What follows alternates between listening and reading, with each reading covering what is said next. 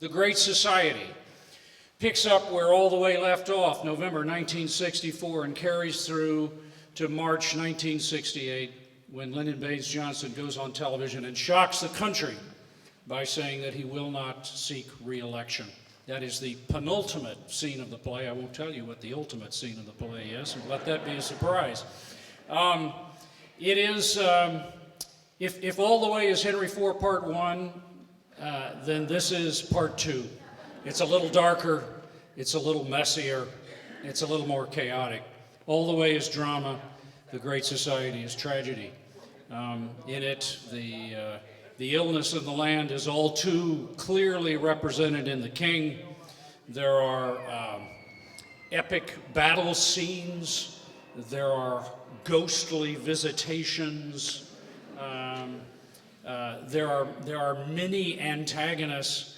I like how Tom describes this play. It's one of the few plays, maybe contemporary plays, in which the protagonist becomes the antagonist for a while.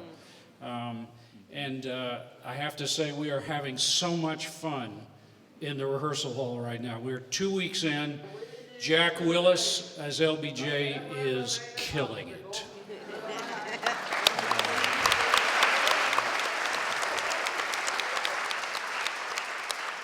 It's a fantastic company, Bill has cast this play so beautifully, and so many of these people, of course, were working with us only 2 years ago, less than 2 years ago, 2012, when this play was just a gleam in Louis's eye.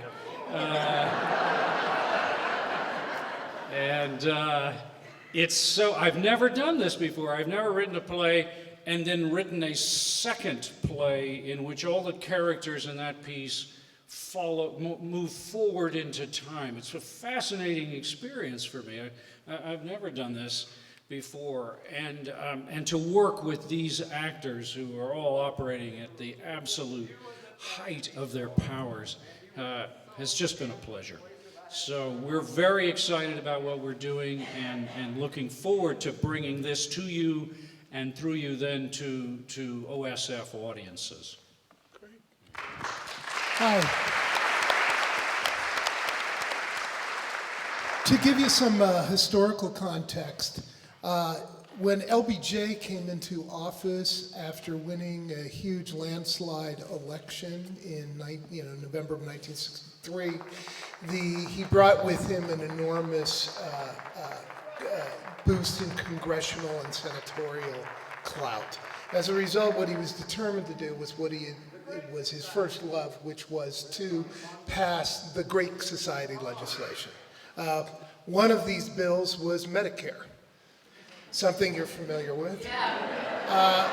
Another was a massive education bill, and another part was called the War on Poverty, which was an enormous series of programs, not just one program, but many different programs relating to jobs, relating to housing, relating to education and job training, and all these other kinds of aspects. During the beginning of 1965, literally in 5 months, he passed 104 bills. One of those was Medicare. That was just one of 104 bills. At the same time, what was happening, though, was the creeping escalation of the war in Vietnam. And this was motivated a lot by political concerns of him not wanting to get the Republican Party too far on the right of him being able to attack him. So he agreed to a series of escalations, which happened gradually. Another aspect of this had to do with the civil rights movement. In 1965, the main goal of the civil rights movement in the South was voting rights. If you will remember from last 2 years ago, they had passed the 1964 Civil Rights Bill, but they hadn't passed voting rights. And so a lot of what the struggle started out was Martin Luther King in Alabama, in Selma, to pass, to essentially agitate for voting rights, and then hopefully that would help pass the Voting Rights Act. So a lot of the play concerns the campaign of Martin Luther King in Selma. So all that stuff is going on in the first 6 months of 1965. So you can picture a chief executive faced with all those things at the same time. A lot of the play also deals with what happens later in the presidency, which is that the civil rights movement moves north. And one of the ironies of the civil rights movement is it doesn't hit the wall and fall back in the southern United States. It hits the wall and it falls back in the north. And specifically, it has to do with the integration of public schools. It has to do with busing. It has to do with integration of neighborhoods. Most specifically, the play deals with Chicago, Mayor Daley, some of the issues there concerning that. Also, the play goes until 1968 with the huge amounts of increases in the war in Vietnam and the sort of tragic consequences in terms of funding. How much money do you have? What do you spend it on? Do you spend it on guns? Do you spend it on butter? And the hard choices that eventually face LBJ. Later on in his presidency in 1967, as the anti-war movement mounts and criticism from the right wing of the Democratic Party mounts. And I won't say too much more about it. You can find out, Come what see it. happens later. Yeah. Bill. Excellent. Thank you, Tom.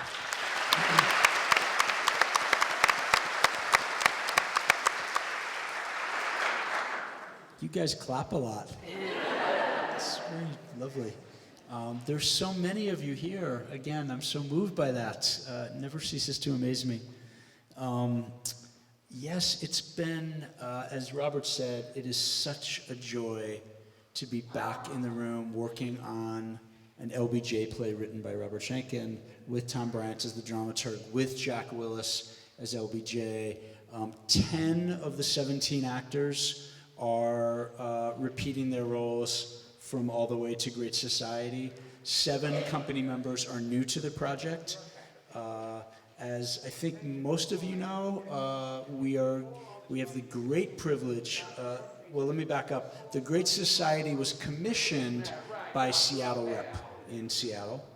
And because Allison Carey, who runs American Revolutions, very wisely said after the great success of All the Way, we should have another theater commission the next play so we can, just keep these stories going. And Seattle Rep, of course, Seattle is Robert's hometown. Seattle Rep was very, very interested in commissioning that play.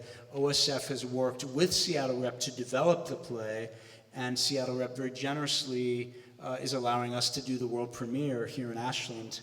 Then in the fall, we will do both plays. A historic event. We're going to do All the Way and the Great Society in Rep at Seattle Rep. So during the last 3 weeks of the run here, when the Elizabethans close, we go right into rehearsal, and it's going to be a whole different. It's going to be a cast filled with, I'd say at this point, 14 of the 17 actors in it will be OSF actors. The other 3 will be Seattle-based actors, and it'll be some actors who were only in All the Way, some actors who were only in Great Society, some actors who were in both, and some actors who were in neither. So we're going to try to re-rehearse All the Way, and of course the script has changed some, right? Robert has continued to work, continued to refine, continued to strengthen what was already, as you remember, a really strong piece of writing.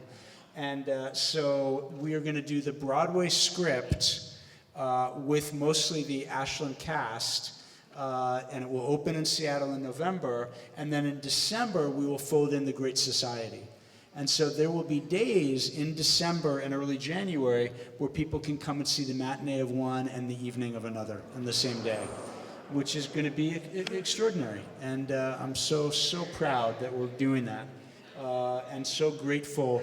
As some of you may know, Jerry Manning, who was the artistic director of Seattle Rep, passed away very suddenly recently.